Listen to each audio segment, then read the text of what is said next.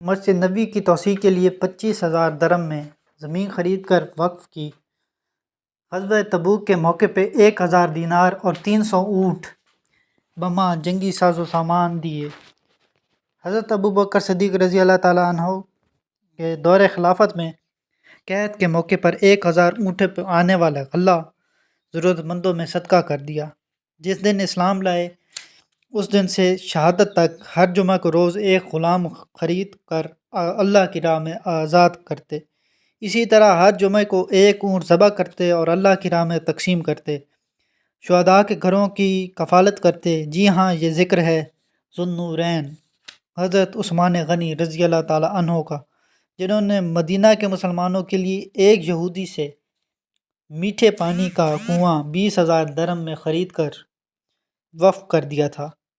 آپ کی یہی سخاوت آپ کو عوام و خاص میں محبوب بنائے رکھی۔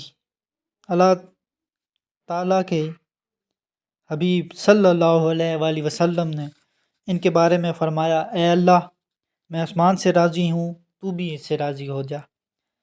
اسی سخاوت کی وجہ سے آپ کو غنی کا لقب ملا۔ آپ کو بارگاہ رسالت میں بھی خصوصی مقام حاصل تھا۔ 1162 سے لے کر 1227 عیسوی تک زندہ رہنے والا چنگیز خان اپنے تمام تر ظلم و ستم کے باوجود تاریخ عالم کے کامیاب ترین جرنیلوں میں سے ہے۔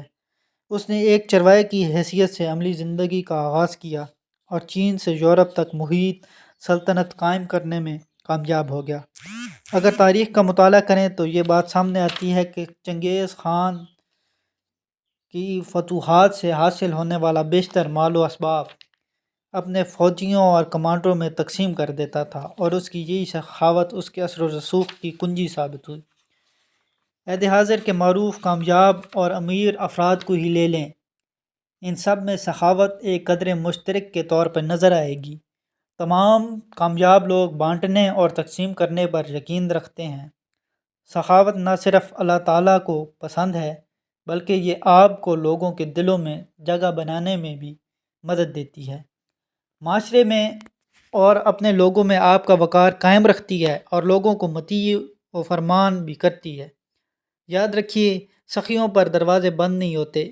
اس کے برعکس بخیل، کنجوس اور دانتوں سے پکڑ کر خرچ کرنے والے ہمیشہ ذلیل خوار ہی ہوتے ہیں۔ خلافت عباسیہ کے نام نہاد خلیفۃ المعتصم باللہ کے ہاتھوں جب بغداد چھنا تو اس وقت بغداد بہت سے انتظامی مسائل میں گھرا ہوا تھا۔ سرکاری خزانہ بھرا ہوا تھا مگر افواج کو تنخواہیں ادا نہیں کی جا رہی تھیں، نیا اسلحہ تیار نہیں ہو رہا تھا، فوج ناکارہ اور عوام مفلوق الحال تھے، جبکہ اشرافیہ اور درباری عیش و عشرت میں مشغول تھے۔ سقوط بغداد کے بعد لڑاکو خان نے جب امیر بغداد کے خزانے کو دیکھا تو تعجب سے پوچھا کہ تو نے یہ جواہرات اپنے سپاہ میں تقسیم کیوں نہ کیے کہ وہ دل و جان سے لڑتے؟ تو نے اس زر و جواہر سے اسلحہ کیوں نہ بنوایا کہ تیری سلطنت کی حفاظت کے کام آتا؟ مگر امیر بغداد کے پاس ان باتوں کا کوئی جواب نہ تھا، اور پھر امیر بغداد کا دردناک انجام بھی سب کے سامنے ہے۔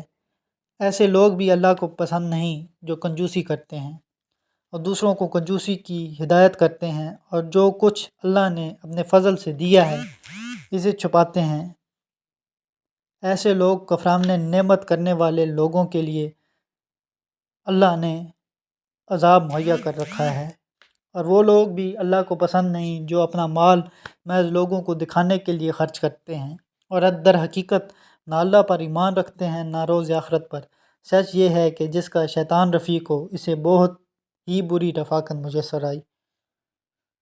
لہٰذا کامیابی کے لیے ضروری ہے کہ آپ بھی اپنے اندر سخاوت کی صفت پیدا کریں، اپنے ارد گرد کے افراد اور اپنی ٹیموں کے علاوہ بھی جہاں جہاں ممکن ہو سخاوت سے لوگوں کے دل جیتنے کی کوشش کریں۔